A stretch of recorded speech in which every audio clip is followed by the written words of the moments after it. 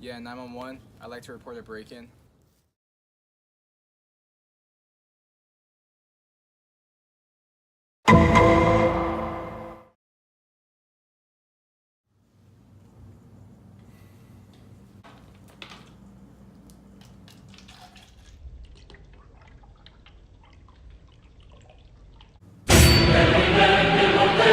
Are you Clarence Earl Gideon?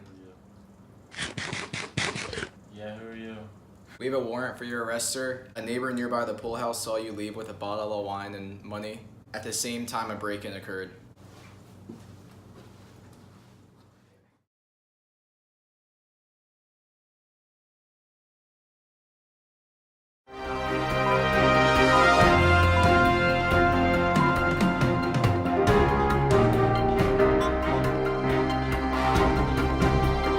Just in, Clarence Earl Gideon, who was arrested under the belief that he stole money and beverages from Ira Strickland Jr.'s pool room, was convicted of breaking and entering with intent to commit petty larceny and was sentenced to 5 years in federal prison on August 4th, 1961.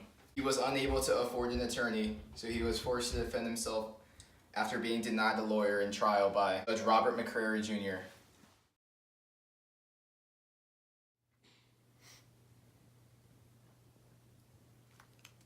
So unfair. It says in the Sixth Amendment that everyone has the right to counsel.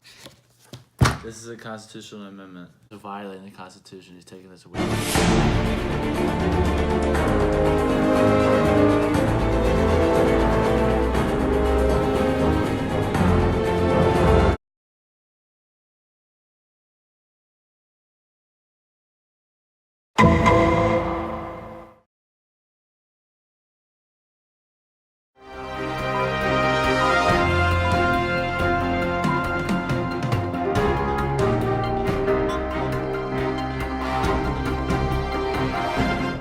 This just in, Clarence Earl Gideon is bringing his case to the Supreme Court, which will be known as Gideon versus Wainwright.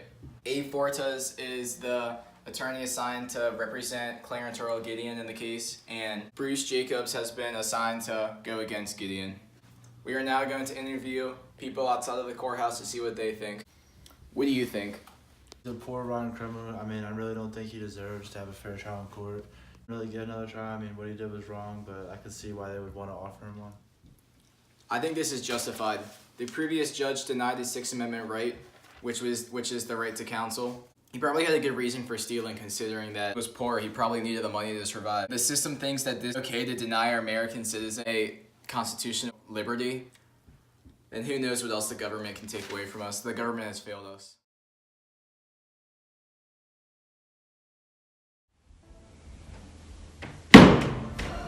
Denying Gideon the right to a counsel is not justifiable. How do you expect a common man to go up against a trained lawyer that went to law school? You cannot have a fair trial without counsel. Listen here, this is a state issue, not a federal issue. Counsel should only be offered in special circumstances. Isn't every case a special circumstance? I think being poor is a good enough circumstance.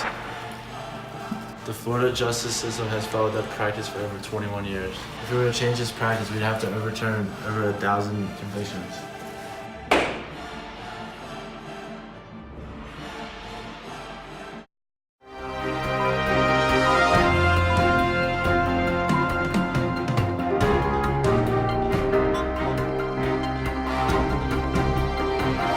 This just in. Supreme Court has ruled unanimously in Gideon's favor 9-0. in the landmark decision yesterday, March 18th, 1963.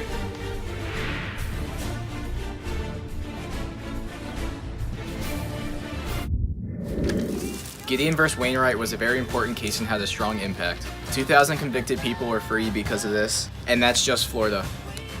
Gideon, however, was not freed, and he was given another trial in which he was acquitted by the jury. One of the longest lasting impacts of this case was how it changed the legal course of American history, as said by President John F. Kennedy. Gideon calls the legal systems to reevaluate how they work and recognize their mistakes and change for the better.